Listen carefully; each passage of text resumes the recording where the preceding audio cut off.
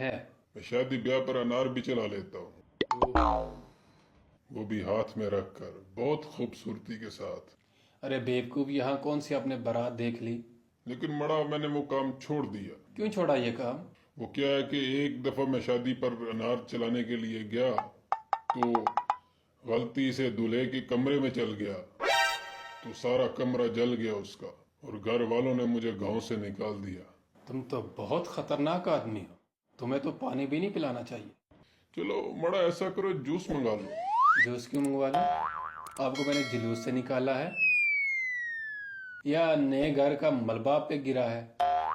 इन कामों के अलावा भी कोई काम आता है आपको? मड़ा मैं लाटू भी बहुत अच्छा चला लेता हूँ। लाटू? लख्ती लानत तुम्हारी गेम पर। इस तरह का लाटू चलाता हूँ कि आधा आधा घंटा चलता रहता है लाटू। आप चाहे लाहौर से चिनौट चले जाओ, लेकिन लाटू रुकेगा नहीं।